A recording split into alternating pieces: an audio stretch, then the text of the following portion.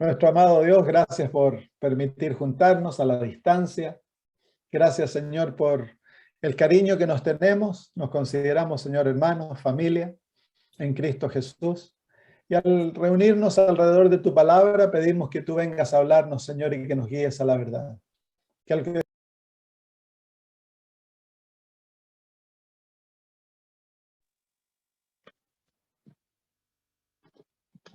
le pasó a Tele? O la señal no le llegaría. Pastor, por favor, ¿puede reactivar el micrófono?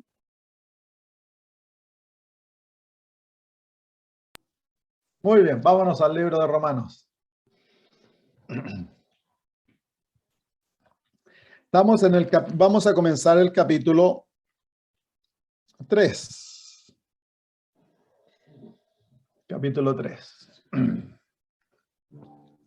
El apóstol Pablo aquí en los primeros versículos del capítulo 3 nos va a hablar de la ventaja que el judío tiene sobre el gentil. Hay una ventaja. El apóstol los ha incluido a ambos grupos en pecado. El gentil porque ha rechazado a Dios, el judío por dos razones. Una porque juzga al gentil y otro porque no vive de acuerdo a la ley. Viola la ley tanto como el gentil. Ambos están bajo culpa.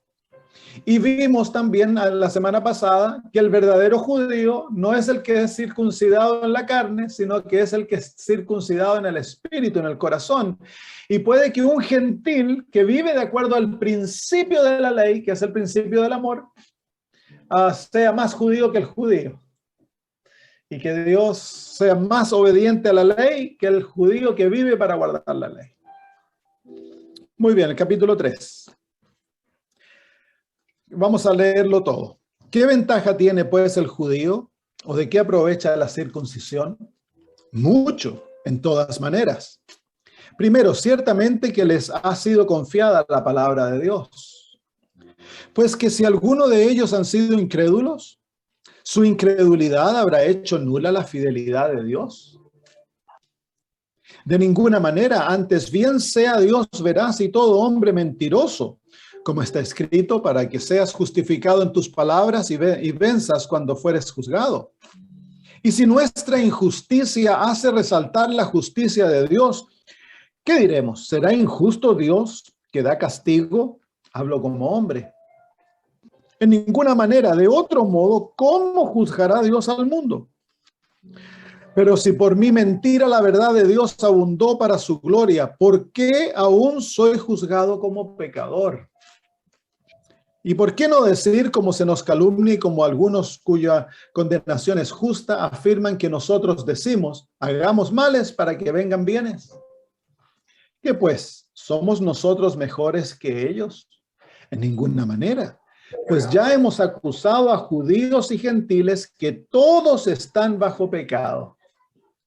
Como está escrito, no hay justo ni aun uno, no hay quien entienda, no hay quien busque a Dios, todos se desviaron, a una se hicieron inútiles, no hay quien haga lo bueno, no hay ni siquiera uno.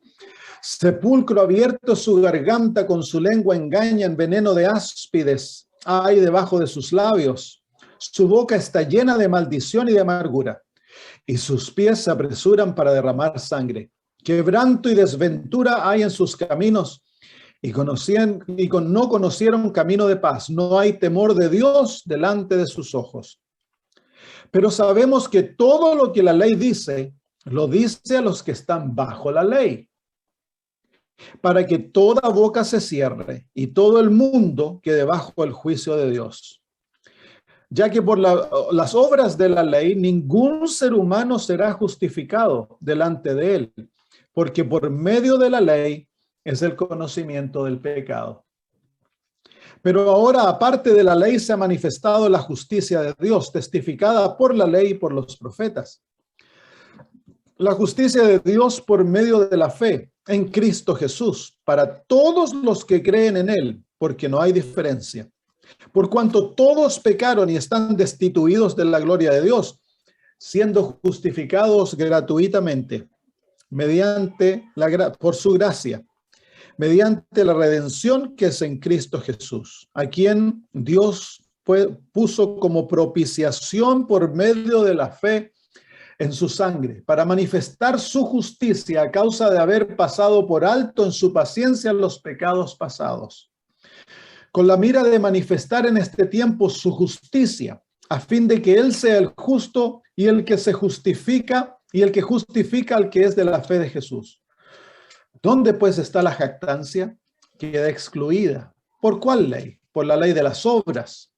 ¿Por la ley de las obras? No, sino por la ley de la fe. Concluimos pues que el hombre es justificado por fe, sin las obras de la ley. ¿Es Dios solamente Dios de los judíos? ¿No es también Dios de los gentiles? Ciertamente también de los gentiles. Porque Dios es uno y Él justificará por la fe a los de la circuncisión y por medio de la fe a los de la incircuncisión. Luego por la fe, ¿invalidamos la ley?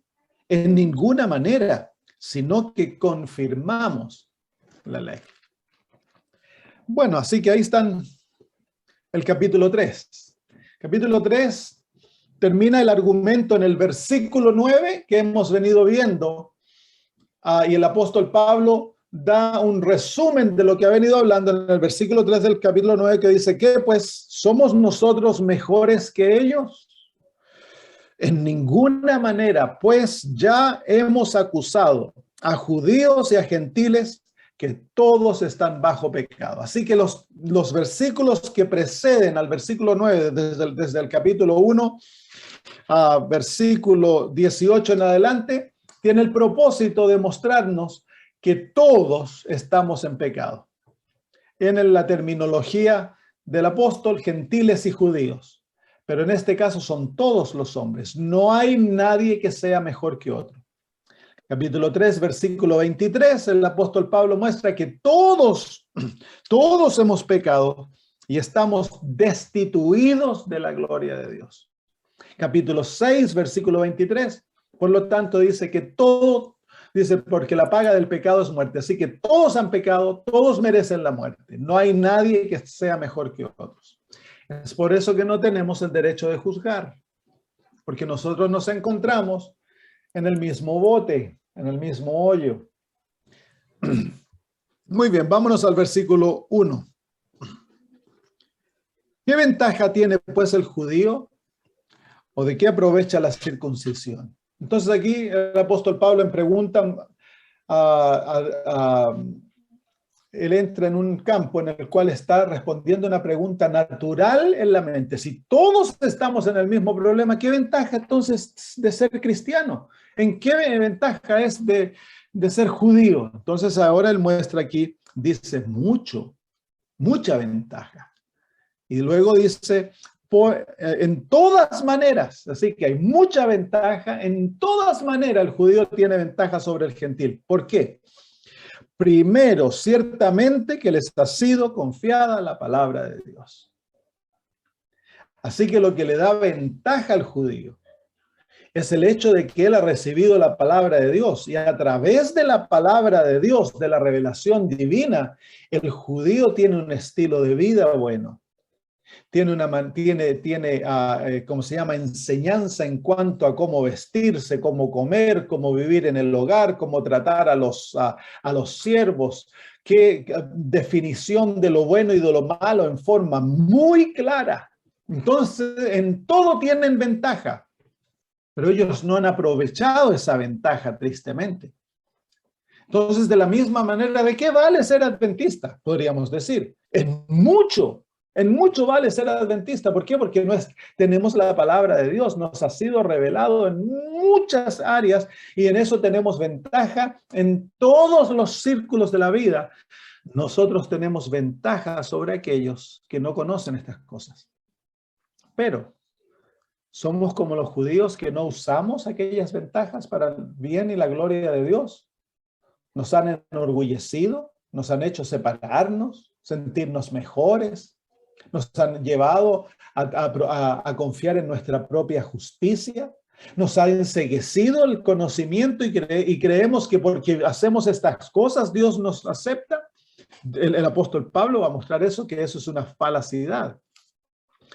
Pero si hay ventaja, hay ventaja.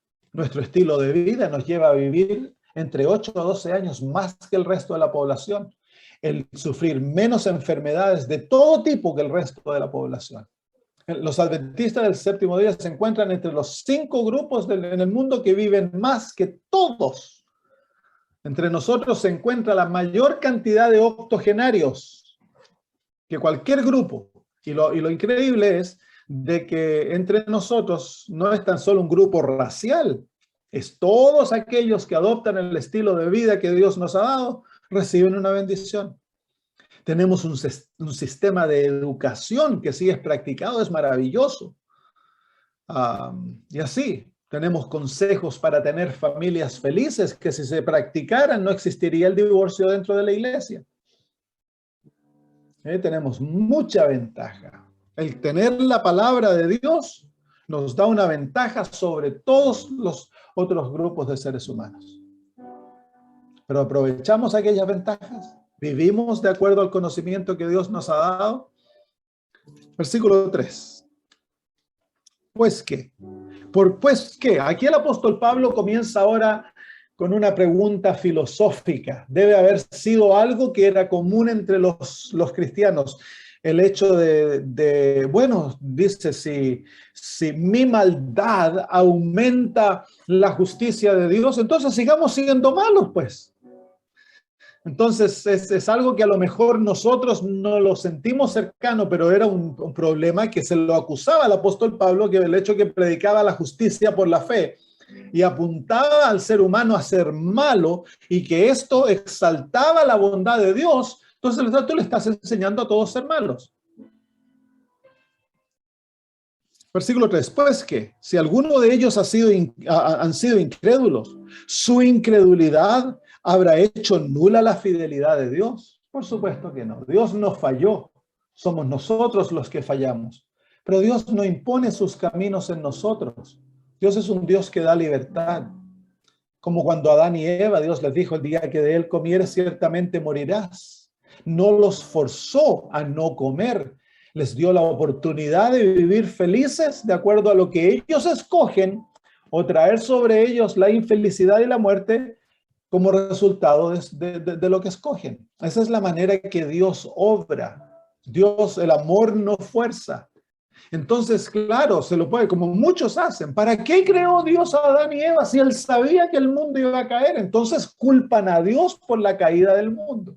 ¿Para qué creó a Lucifer si sabía que Lucifer se iba a caer? Es que Dios da completa libertad. Él no crea autómatas. Dios nos crea y nos da la libertad de escoger por nosotros nuestro destino. Versículo 4. De ninguna manera. Nuevamente esa palabra, de ninguna manera. Esa palabra es lo que se llama una fuerte negación en el griego. Es muy parecido, es casi como decir imposible. De ninguna manera. Antes bien sea Dios veraz y todo hombre mentiroso, como está escrito, para que seas justificado en tus palabras y venzas cuando fueres juzgado. Así que Dios va a ser juzgado. Por eso Apocalipsis 14:6 dice, y la hora de su juicio ha llegado. El juicio investigador también está mirando la manera que Dios ha actuado hacia sus criaturas. Y el apóstol Pablo dice aquí que en todas las cosas Dios es veraz. Somos nosotros los que mentimos. Cuando encontramos algo que no encaja, en vez de echarle la culpa a Dios, mantengamos a Dios como veraz y echémonos la culpa a nosotros, porque es la conclusión más correcta, a pesar de que no lo entendamos. Por ejemplo, cuando en el Antiguo Testamento vemos a Dios destruyendo, entonces muchos dicen, pucha, Dios que es malo, mira, mató hasta niños. No, es que Dios no es malo. La manera correcta de hacerse esa pregunta sería, ¿cuán malos serían estos seres humanos que forzaron a Dios a responder de esa manera? Entonces ahí se está el punto de vista correcto, porque Dios no es un Dios injusto, no es un Dios mentiroso, no es un Dios malo. Entonces cuando vemos a Dios obrar en forma drástica, es porque Dios está solucionando un problema que requiere algo drástico. Y la maldad de los cananeos era terrible. El incesto se aceptaba como normal. La relación sexual entre padres e hijos, normal. Los hijos con las madres, las veía así. Las relaciones con bestias en forma normal. La adoración de demonios. Tanto que los mismos niños nacían endemoniados. Los padres habían perdido tanto su amor paternal que ofrecían a los hijos al fuego. Entonces la demoralización de esa raza era total. Y lo único que Dios pudo haber hecho después de cientos de años a través de los cuales Dios los siguió para que se arrepintiesen y ellos no respondieron, entonces lo más misericordioso que Dios pudo hacer fue destruirlos. Y usó a Israel para que Israel aprendiera lecciones prácticas que los ayudasen a no caer en el mismo mal, porque Israel podría caer y cayeron en el mismo mal. Entonces, cuando vemos a Dios actuar en forma drástica, el apóstol Pablo está usando el principio aquí, cuando como que Israel falló. No, Israel no falló. Israel falló, pero no fue Dios el que falló. Fue Israel el que falló por su desobediencia, porque eran contumaces, nunca se sometieron. Israel falla, no Dios. Dios no falla.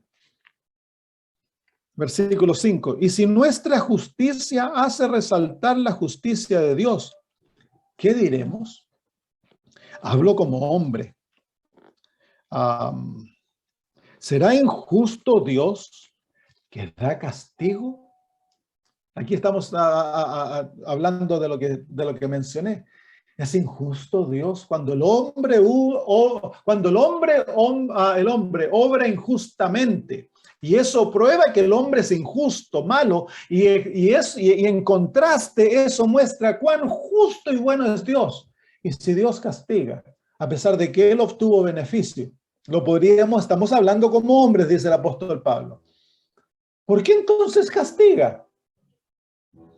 ¿Por qué no dejar que el mal abunde si al final él termina como bueno? Claro, ante los ojos del universo se están viendo los frutos del pecado, de la maldad, y se está probando lo que Dios dijo en el principio, que el pecado es el fruto del pecado es el dolor, la maldad, el vicio, la muerte, todas aquellas cosas, y el universo entero lo está contemplando, y en contraste a esto ven que el reino de Dios es algo tan maravilloso. ¿Por qué Dios entonces castiga al pecador? Y aquí hay otra pregunta que nos vamos a hacer y vamos a tratar un ratito. ¿Castiga a Dios? Aquí el apóstol Pablo claramente dice ¿será injusto Dios que da castigo? Aquí el apóstol Pablo está adjudicando a Dios que da castigo. En Sudamérica, en Centroamérica se está desarrollando una teología perniciosa que habla en cuanto al hecho de que Dios no castiga. Y vamos a ver algunos versículos bíblicos que nos muestran lo opuesto. Vamos al libro de Apocalipsis, capítulo 3. Apocalipsis, capítulo 3, versículo 19. Apocalipsis, capítulo 3, versículo 19. Dice, yo reprendo y castigo a todo aquel que amo. Lo reprendo y castigo a todos los que amo. Es importante ver que este es Jesús hablando, y Jesús dice que Él reprende y castiga. No es las palabras del apóstol Juan, estas son las palabras de Jesús. Y aquí quiero que se den cuenta, hermanos, de que las Escrituras no ven una contradicción. La nueva teología enseña, es una teología muy antigua. Lo que enseña es de que si Dios castigara, entonces no es un Dios de amor, porque el amor de Dios precluye que Dios castigue y destruya. Porque si no tendríamos a un Dios que es un Dios esquizofrénico. Que te amo, te amo, te amo. Y en un minuto más te castigo.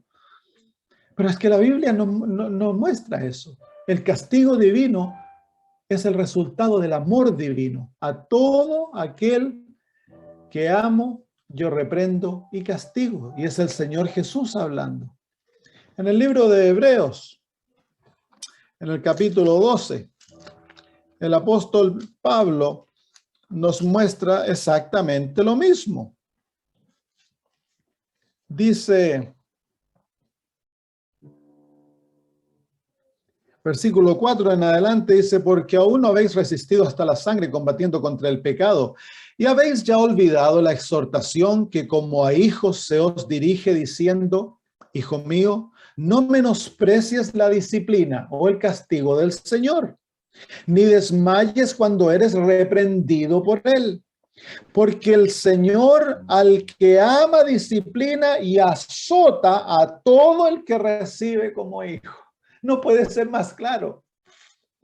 Y aquí el apóstol está citando el libro de Salmos. Así que esto ya se sabía en el Antiguo Testamento claramente que Dios al que ama castiga. Y nuevamente dice, si soportáis la disciplina, Dios os trata como a hijos. Porque, ¿qué hijo es aquel a quien el Padre no disciplina? Pero si se os deja sin disciplina, de la cual todos han sido participantes, entonces sois bastardos y no hijos. Por otra parte, tuvimos a nuestros padres terrenales que nos disciplinaban y los venerábamos, porque no obedecemos mucho mejor al Padre de los Espíritus y viviremos. Y aquellos ciertamente por pocos días nos disciplinaban como a ellos les parecía, pero para lo que nos es provechoso, para que participemos de su santidad. En verdad que ninguna disciplina al presente parece ser causa de gozo, sino de tristeza, pero después da fruto apacible de justicia a los que en ella han sido ejercitados. Así que Dios disciplina, Dios castiga, Dios reprende, pero no lo hace porque nos odia. No lo hace porque es un Dios esquizofrénico que un día se levanta feliz y es todo bien y el próximo día se levanta de maleta y es todo castigo. No, Dios lo hace porque es un Dios de amor. Y no hay contradicción entre la disciplina, la reprensión y la destrucción divina y su amor. En el libro de Mateo, y estos son unos versículos que les estoy mostrando. Hay tantos versículos que nos muestran esta realidad. Todos los profetas, tanto del Antiguo como del Nuevo Testamento, nos muestran ello. Todos. Mateo 18. Versículos 23 en adelante. Dice el versículo 23, esta es la parábola de los dos deudores. Dice, por lo cual el reino de los cielos es semejante a un rey que quiso hacer cuenta con sus siervos. Y comenzando a hacer cuentas, les fue presentado uno que le debía 10,000 talentos. A este, como no pudo pagar, ordenó su señor venderle y a su mujer e hijos y todo lo que tenía para que se le pagase la deuda. ¿Quién es el rey en esta parábola? Es Dios el Padre, es el Padre. Y aquí vemos en el versículo 25 que el rey somete a este hombre a una disciplina, se lo va a vender, se encuentra en una circunstancia terrible que va a llevarlo a que todos sean vendidos. ¿Quién dio esa orden? El rey. ¿A quién representa el rey? A Dios el Padre.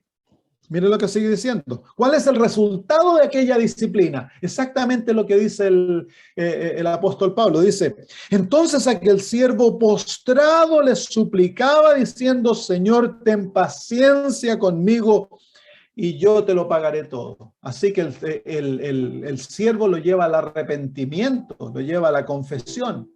Versículo 28. Pero saliendo aquel siervo... saliendo aquel siervo halló a uno de sus consiervos que le daba 100 denarios y haciendo de él le ahogaba diciendo, págame lo que me debes. Entonces su consiervo, postrándose a sus pies, le rogaba diciendo: ten paciencia conmigo y yo te lo pagaré todo.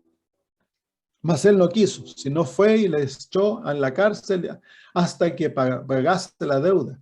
Viendo sus consiervos lo que pasaba, se entristecieron mucho y fueron y refirieron a su señor todo lo que había pasado. Entonces, llamándole su señor, le dijo: siervo malvado, toda aquella deuda te perdoné, porque me rogaste.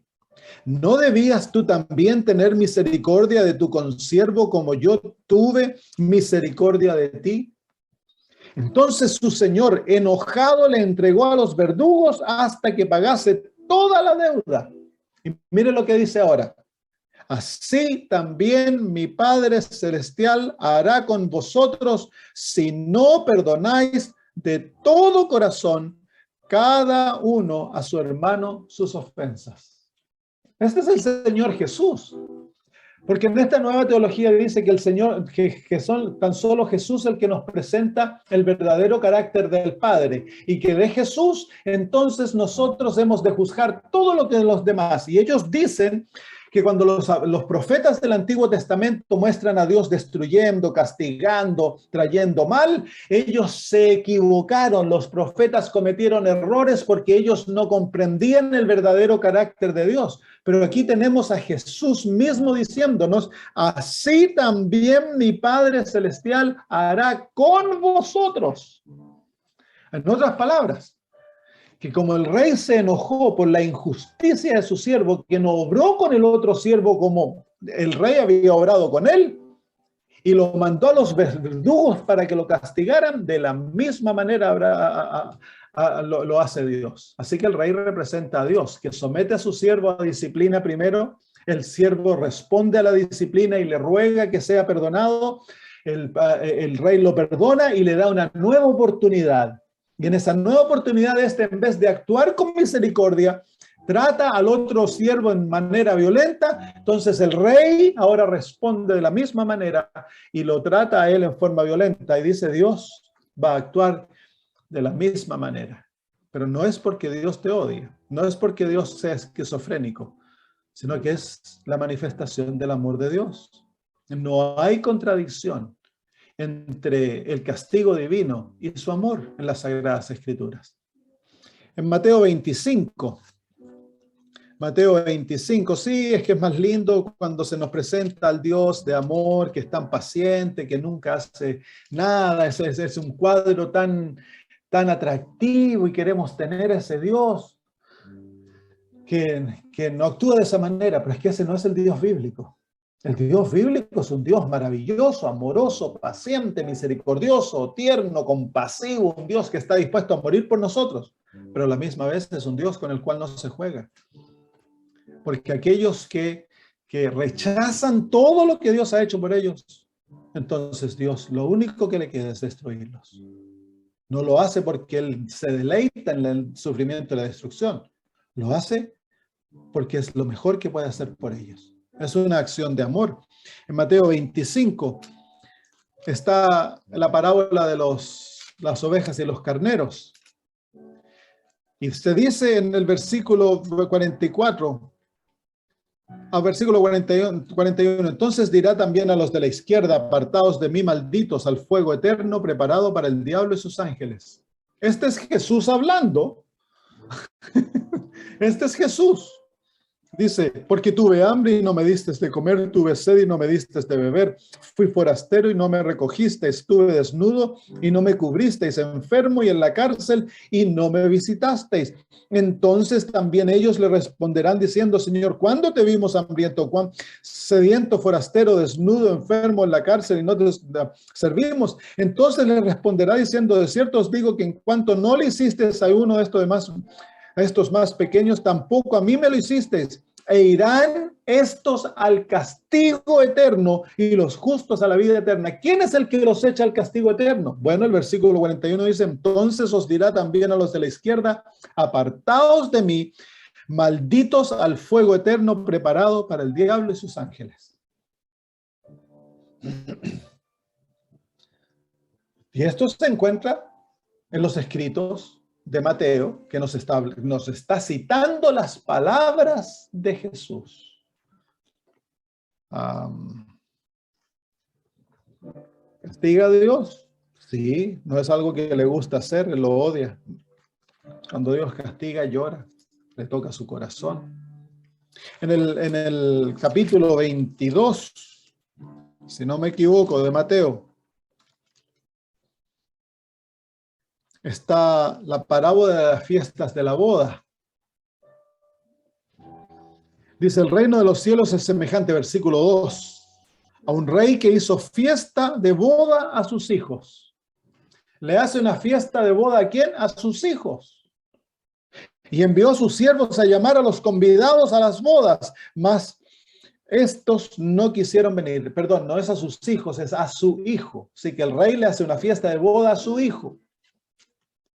Volvió a enviar otros siervos diciendo, decid a los convidados, he aquí que he preparado mi comida, mis toros y animales engordados han sido muertos y todo está dispuesto, venid a las bodas. Mas ellos, sin hacer caso, se fueron, unos a su labranza y otros a sus negocios, y otros tomando a los siervos los afrentaron y los mataron. Y al oírlo el rey se enojó y enviando sus ejércitos destruyó a aquellos homicidas y quemó su ciudad. ¿Quiénes son este primer grupo? Son los israelitas, los judíos, que Dios los invitó a las bodas, los rechazaron. La boda es la boda de su hijo. Aquí está el padre y el hijo. La invitación fue a Israel, el Antiguo Testamento. El sistema sacrificial, los toros que se han sido muertos y todo que está listo. Dios lo preparó todo, pero no lo quisieron, rechazaron la invitación. Entonces, ¿qué hace Dios? ¿Qué hace el rey? Al oírlo, el rey, versículo 7, se enojó y enviando sus ejércitos, destruyó a aquellos homicidas y quemó su ciudad, la destrucción de Jerusalén. A pesar de que esto es profecía, Jerusalén no había sido destruido todavía. Continúa, entonces dijo a sus siervos, las bodas a la verdad están preparadas, mas los que fueron convidados no eran dignos. Id pues a la salida de los caminos y llamad a las bodas, ¿a cuántos halléis? Esa es la invitación a los gentiles. El Nuevo Testamento, nuestra era. Y pues, dice, y saliendo los siervos por los caminos, juntaron a todos los que hallaron, juntamente malos y buenos, y las bodas fueron llenas de los convidados. Y entró el rey para ver, aquí se encuentra el año 1844, el juicio investigador. Entró el rey para ver, comienza a investigar a los invitados. ¿Quién es el rey? Dios el Padre. Para ver con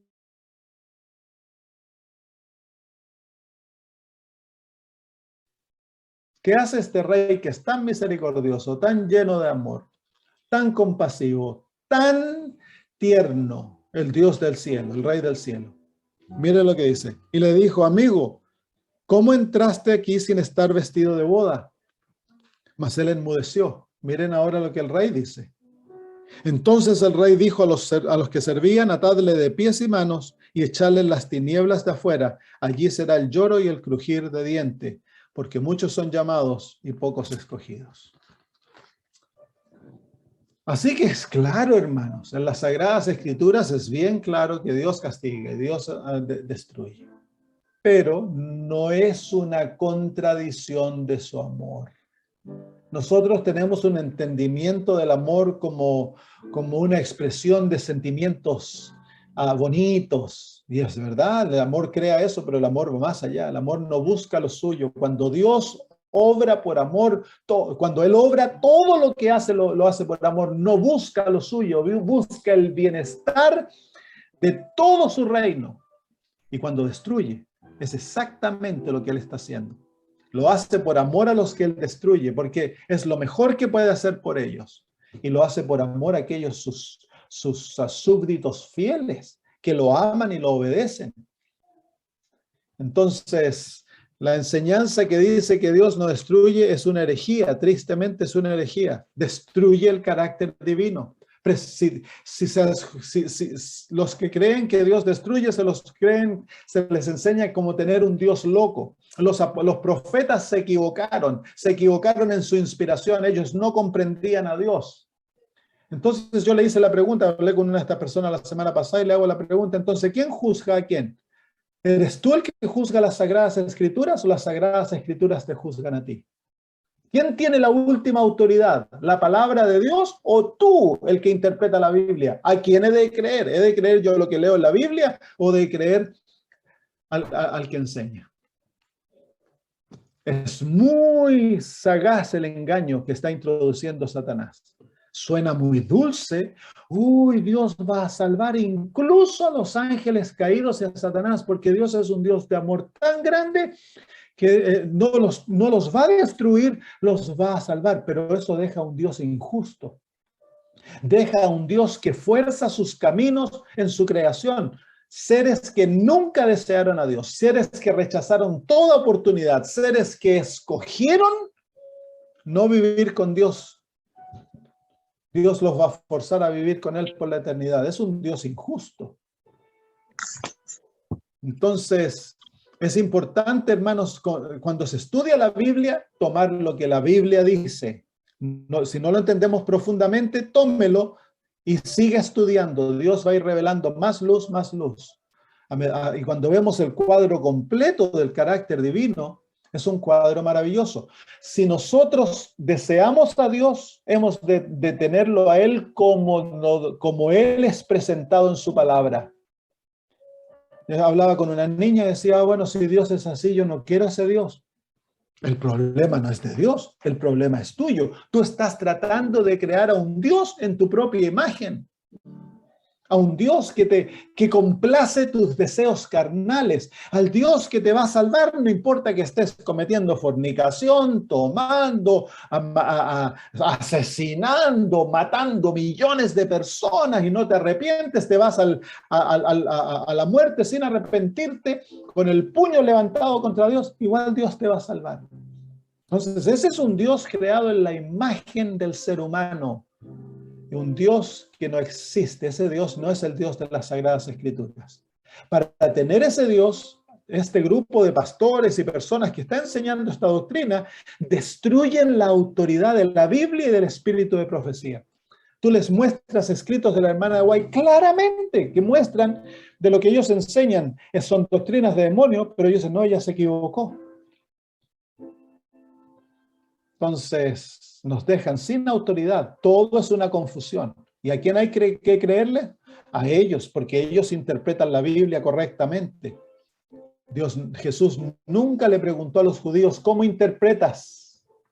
Él les preguntaba, ¿cómo está escrito? ¿Qué es lo que lees? Cuando Jesús se confrontó con Satanás, no le dijo, de acuerdo a mi interpretación, no le dijo, escrito está. Jesús tenía plena confianza en lo que estaba escrito en las Sagradas Escrituras y él le presentó la Biblia a Satanás literalmente como se encontraba en los versículos que él había aprendido de memoria. Esa es la autoridad de la Biblia y eso es lo que nos da poder. Toma la Biblia, léela y créela como está escrita y nunca serás engañado. Muy bien, vámonos de vuelta a Romanos. Romanos capítulo 3. Así que nos encontramos con el cuadro de que Dios castiga.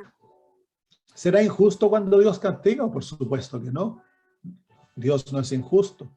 Cuando Él obra, todo está basado en los principios eternos de la justicia divina. Dios no obra en injusticia, nunca, porque no es un ser egoísta. No obra para complacerse a sí mismo. No busca lo suyo, el Señor. El Señor busca nuestro bien, nuestra felicidad, nuestro gozo, pero por sobre todas las cosas, el bien y el gozo eterno de toda su creación. Y tristemente, para darnos los que nosotros escogemos, va a haber un gran grupo que van a ser destruidos. Muy bien, versículo 7. Pero si mi mentira, la verdad de Dios, pero si por mi mentira la verdad de Dios abundó para su gloria, ¿por qué aún soy juzgado como pecador? ¿Por qué somos juzgados por pecadores? No porque mi pecado aumente la gloria de Dios, sino porque mi pecado es la violación de su ley. Y su ley dice que la paga del pecado es muerte. Por eso somos juzgados como pecadores. Ahora, en contraste a mi maldad, se ve la luz, la armoniosidad y la hermosura del gobierno divino. Pero no por eso yo voy a ser ahora exonerado y tratado como que no merezco pagarlo por lo que yo he hecho.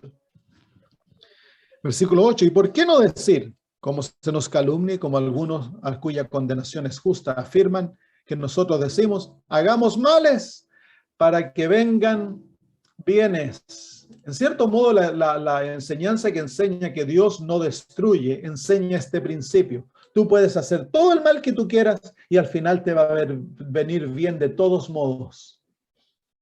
Incluso Satanás, que es el autor del pecado y la maldad, al final va a ser salvo y va a vivir eternamente.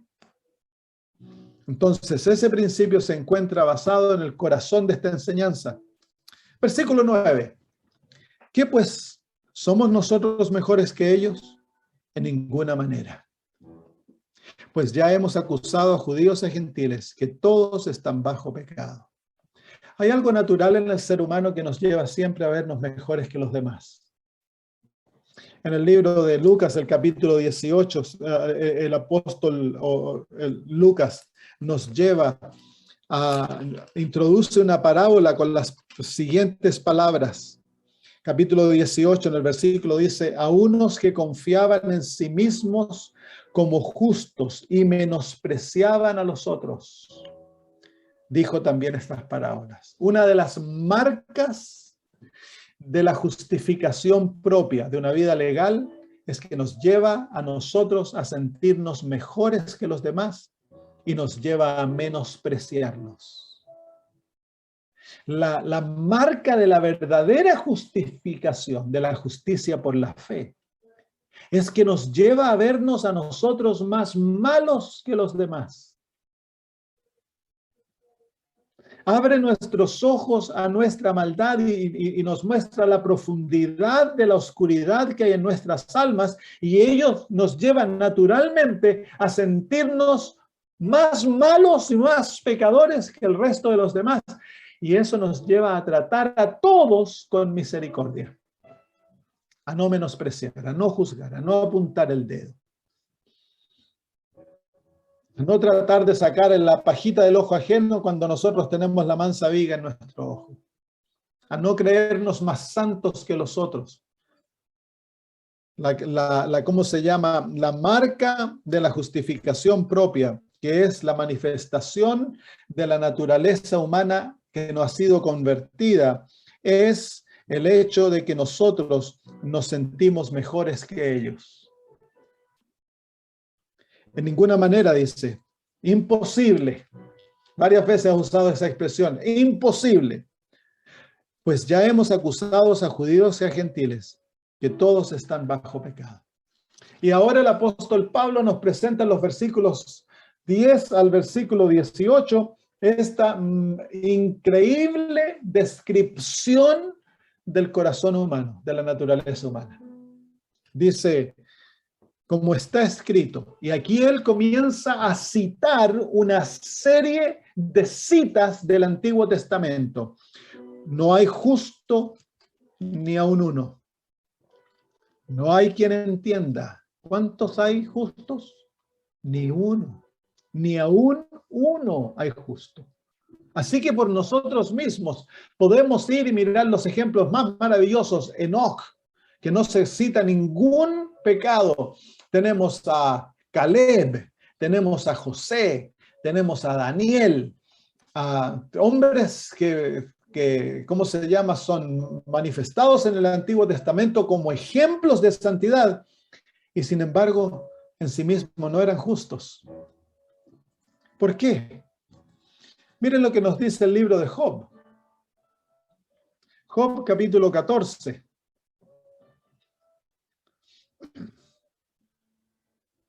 Job capítulo 14, versículo 14.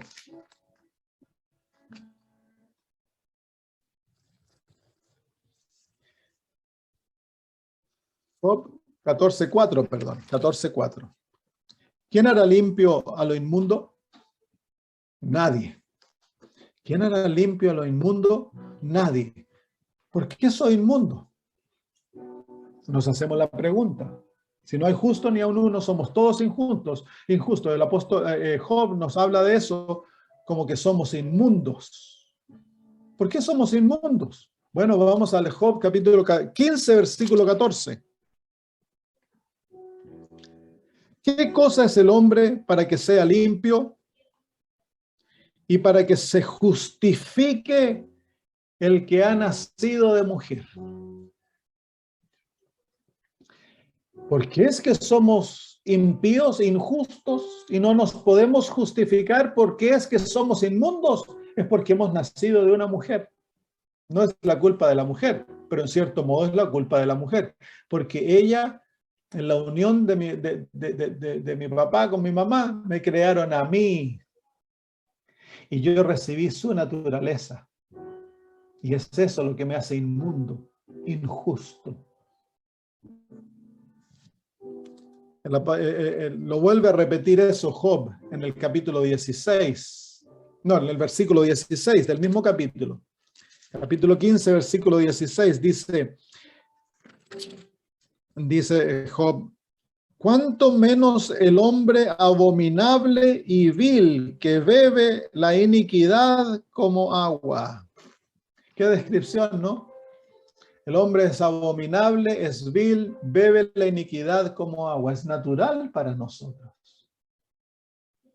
¿Por qué es natural? Porque esa es nuestra naturaleza. Dice la hermana de White que cuando el hombre pecó, cuando cedió a la tentación, su naturaleza cambió. Tanto que en él ha quedado incapacitado para hacer algo bueno. Incapacitado. De nosotros no podemos hacer justicia, no podemos hacer lo bueno. Estamos incapacitados. Nuestra naturaleza quedó totalmente pervertida. Eso es lo que el apóstol Pablo nos dice cuando dice: no hay justo ni aún uno. En el libro de Job, nuevamente, el capítulo 25 y versículo 4.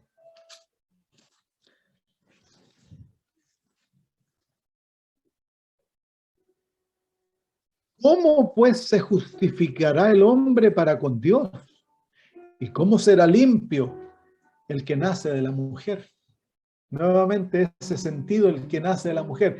Dice David: en pecado fui concebido y en maldad me dio a luz mi madre. En pecado fui concebido. No es que el niño nazca culpable, pero cuando nosotros somos engendrados en pecaminosidad. Porque se nos otorga a través de la ley de la herencia una naturaleza que está decaída, que está pervertida, que está corrompida, que tiene tendencias a la maldad y que va a desarrollar lo malo. Naturalmente. En el libro de Jeremías, capítulo 17, el versículo 9, el profeta nos dice: engañoso es el corazón más que todas las cosas y perverso. ¿Quién lo conocerá? Engañoso es el corazón más que todas las cosas y perverso. ¿Quién lo conocerá? Esos somos nosotros, tú y yo. Tenemos el corazón, nuestra naturaleza es engañosa. Dice que hay aquel que le parece que el camino es camino de vida, sin embargo el fin es muerte. Nos engañamos a nosotros mismos. El Señor Jesús dice que del corazón proceden. Miren, veamos este versículo. Vengan al libro de Mateo capítulo 15.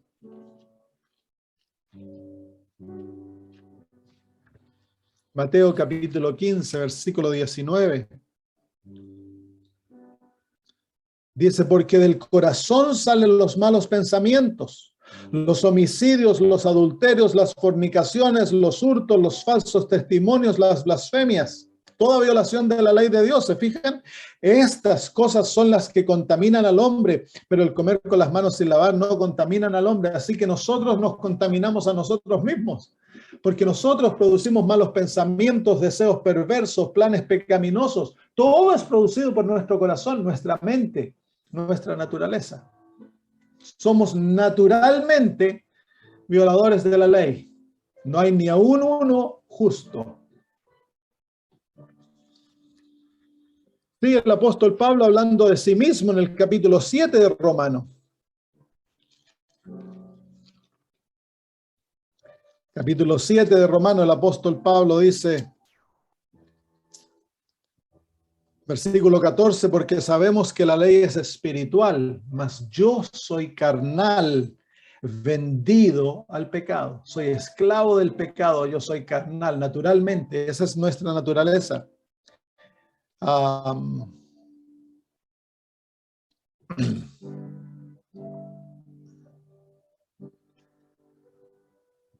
Estoy buscando el otro versículo. Versículo 18. Y yo sé que en mí, esto es en mi carne, no mora el bien. En otra traducción se dice, no hay nada bueno en mí. Nada bueno en mí. Capítulo 8, versículos 7 dice, por cuanto los designios de la carne son enemistad contra Dios. Porque no se sujetan a la ley de Dios ni tampoco pueden. Y los que viven según la carne no pueden agradar a Dios. Así que cuando el apóstol Pablo presenta esta realidad en el capítulo 3, como está escrito, no hay justo ni aun uno. El apóstol Pablo está presentando la realidad bíblica del ser humano. Lo que el pecado hizo en nosotros. Nosotros no somos naturalmente buenos. Nosotros somos naturalmente malos. Hay gente que dice, y la psicología enseña, hay que sacar lo bueno del corazón. No hay nada bueno en nosotros. Cada cosa buena que se encuentra es simplemente porque Dios está obrando en el corazón humano. Si Dios no hubiese intervenido en nuestra realidad, la degradación humana no entendemos, pero se ven en forma pálida. Podemos ver la maldad del ser humano al contemplar las guerras y ver lo que somos capaces de hacer a otros seres humanos. La maldad del corazón humano. No hay justo ni aun uno. Así que tú no eres justo, no eres bueno. Y esa lección es absolutamente esencial entenderla si queremos apreciar a Cristo. Porque si tú te crees bueno, si de alguna manera tienes sentido de justicia por lo que tú haces, entonces no vas a amar a Cristo como Cristo merece ser amado. Versículo 11. No hay quien entienda. ¿Qué no entendemos? Que no somos justos. ¿Por qué? Porque el corazón nos engaña. Cuando uno escucha esto, tu corazón te está diciendo, sí, pero realmente no eres tan malo, no te preocupes. No hay quien entienda. Si no fuese porque Dios interviene en tu experiencia a través del Espíritu Santo e ilumine tu alma con la luz de la verdad, la luz de los 10 mandamientos y el Espíritu Santo, tú nunca te darías cuenta cuán malo eres. Es por eso que personas como Hitler, que mataron millones de personas, no se sienten malos. Como Stalin, que mató casi 60 millones de sus propios ciudadanos. 60 millones. Él se creía bueno, se justificaba a sí mismo. Y esa capacidad se encuentra en todos nosotros, queridos amigos. No hay quien entienda. No hay quien busque a Dios. No hay quien busque a Dios. Y como yo a veces escucho testimonios que dicen, cuando yo encontré al Señor, nadie de nosotros ha encontrado a Dios. Es Dios el que nos encontró a nosotros. Es una de las primeras lecciones que se enseñan en Génesis capítulo 3, que cuando Adán y Eva pecaron, Dios vino a buscarlos. No fueron ellos que comenzaron a llamar a Dios y que los viniera a ayudar. Fue Dios que vino a buscarlos. Nadie busca a Dios. Por eso que es más fácil al ser humano ir y cantar en el estadio al equipo porque chutean una pelota de fútbol. ¡Qué estupidez! Pero le cantan y gritan. Invítalos a ir a la iglesia. Locura ir a la iglesia. Porque el ser humano, el pecado nos volvió estúpidos. Consideramos locura ir a cantar a Dios y adorarlo, pero no es locura postrarse ante una pelotita y gritar porque la meten en un arco. Eso es locura, pues. Y adorar a los que chutean la pelota fuerte y le dan chanfle. ¡Oh! Eso sí que son capos. Locura. Entonces, no hay quien entienda, no hay quien busque a Dios. Cuando un ser humano se vuelve de las tinieblas a la luz, del pecado a la justicia, no es obra de él. Eso es un milagro de intervención divina en el corazón humano. La conversión es el más grande de los milagros. No hay milagro más grande que cuando una persona nace nuevamente. Es el poder divino que ha creado aquello. Todos se desviaron. A una se hicieron inútiles, incapaces de hacer lo bueno. No hay quien haga lo bueno. No hay ni siquiera uno. Uy. No hay ni siquiera uno. Sepulcro abierto es su garganta. ¿Te has encontrado que tu garganta es sepulcro abierto? ¿Cómo le hablas a tu esposo cuando te enojas? Ahí salió el sepulcro. Cuando alguien te pisó los callos, vas manejando y si te enojas en el tráfico, sale el sepulcro abierto, se abre la boca. Y después uno piensa, pero ¿cómo yo pude hablar todas esas cosas? Bueno, porque tenemos un sepulcro dentro de nosotros. Mortandad es lo que producimos. Y cuando abrimos nuestra boca, producimos muerte. ¿Cómo le hablas a tus hijos cuando te desobedecen? Sepulcro abierto. Con su lengua engañan. Veneno de áspides hay debajo de sus labios. ¿Cómo es esto? ¿Sabes que nosotros matamos? Es por eso que dice el Señor, que si nosotros le decimos a alguien raca, que es decirle tonto, somos culpables de la violación del 6º mandamiento, no matarás. ¿Por qué? Porque nuestras palabras matan. Literalmente. Cuando todo un niño le dice, estúpido, nunca vas a llegar a hacer nada, ese niño se va a creer toda su vida estúpido y nunca va a llegar a hacer nada. Literalmente matan. Es por eso de que tú ves en las profecías del Antiguo Testamento, cuando Jacob bendice a los hijos, a los que le dio bendición, se les cumple la bendición, y a los que les dio maldición, se les cumple la maldición. Las palabras son proféticas. Su boca está llena de maldición y de amargura. Sus pies se apresuran para derramar sangre. No llegamos a tropezar para hacer lo malo. Quebranto y desventura hay en sus caminos, y no conocieron camino de paz. No hay temor de Dios delante de sus ojos. Eso es quienes somos. Y ahora debemos presentarnos ante Dios. Si tú no has reconocido esto ante Dios abiertamente, anda y léele esto a Dios y luego dile, Señor, yo quiero reconocer que tú eres verdadero y que aquí me has descrito a mí. Yo soy así y por lo tanto me arrepiento. Confieso que no tengo nada que ofrecerte, soy pobre. Por eso dice la primera bienaventuranza, bienaventurados los pobres en espíritu. No tenemos nada. Eso es lo que Pablo nos ha presentado aquí. Estamos totalmente vacíos de algo bueno en nosotros. No hay en nosotros nada bueno. Y el primer paso en la restauración nuestra es el reconocer que así somos. Él va a presentar, lo vamos a estudiar la próxima semana, viene la maravilla de la justificación por la fe, que es las buenas nuevas de la salvación. Pero eso lo presenta luego de presentar nuestro cuadro. ¿Y cuántas veces la iglesia se ha dejado de predicar los mensajes del pecado y de la ley. No queremos ofender al pecador. Queremos que el pecador se haga cristiano sin sentirse malo. Imposible, pues. Si antes que Dios salve, Él tiene que causar dolor en el alma y traer convicción de pecaminosidad para que el pecador se dé cuenta cuánto necesita a Cristo.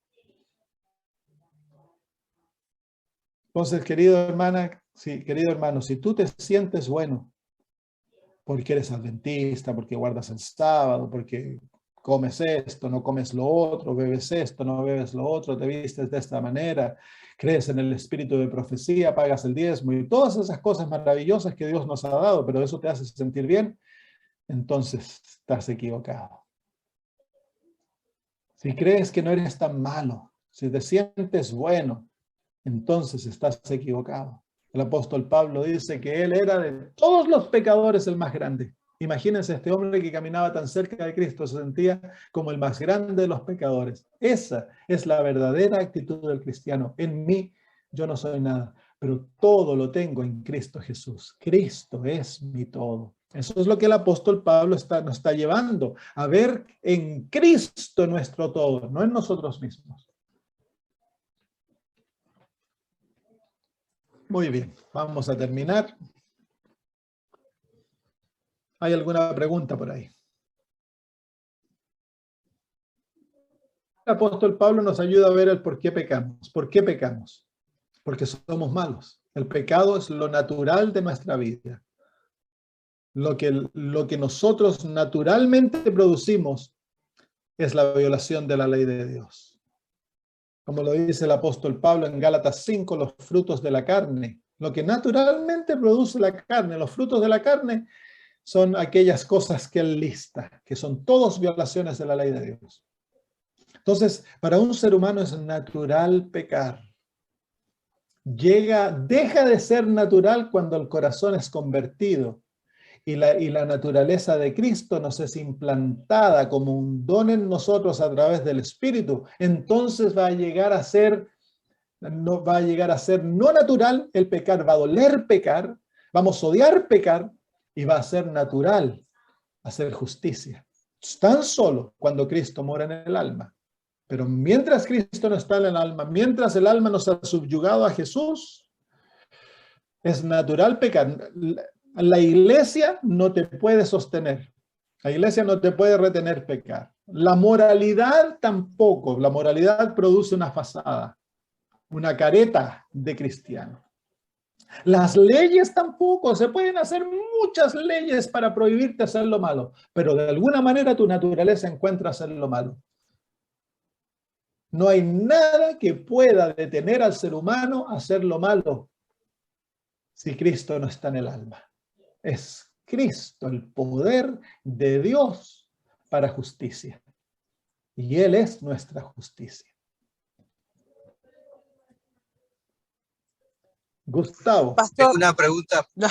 Sí, cuando iba manejando perdí un poquito la señal cuando usted estaba explicando el concepto de que su padre y su madre, al tenerlo a usted heredó la naturaleza pecaminosa. No me quedó claro eso porque perdí señal. ¿Me podría explicar otra vez eso?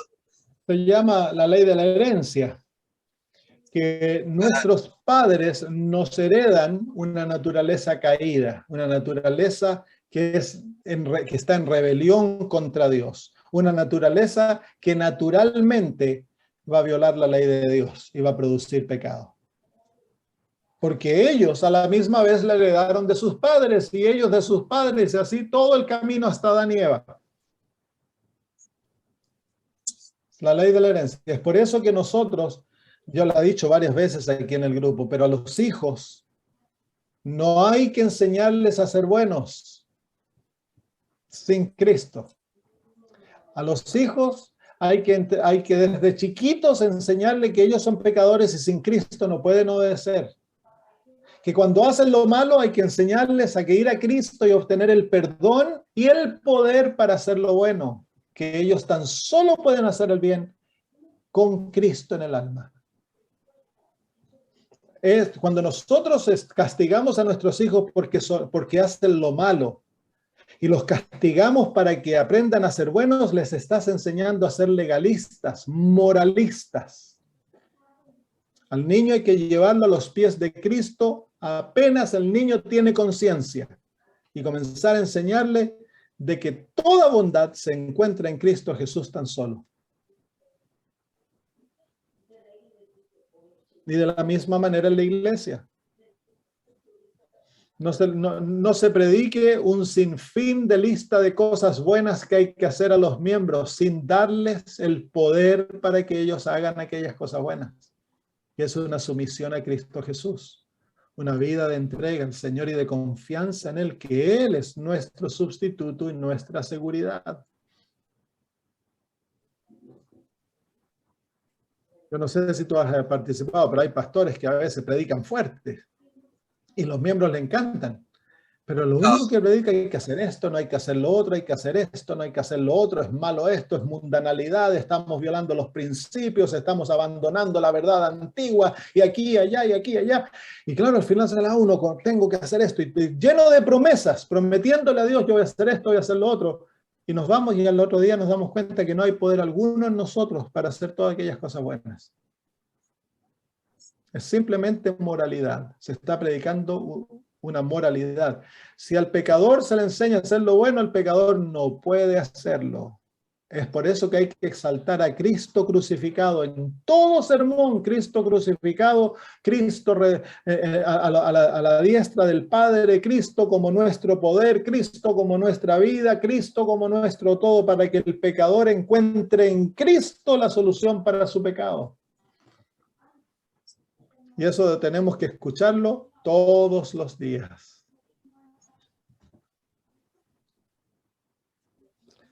Muy bien, queridos hermanos, terminemos. Padre nuestro, alabamos tu nombre por mostrarnos tan claramente quién tú eres. El Dios completo, el Dios de amor, el Dios de justicia, el Dios que nos ama. Gracias por mostrarnos también nuestra propia naturaleza.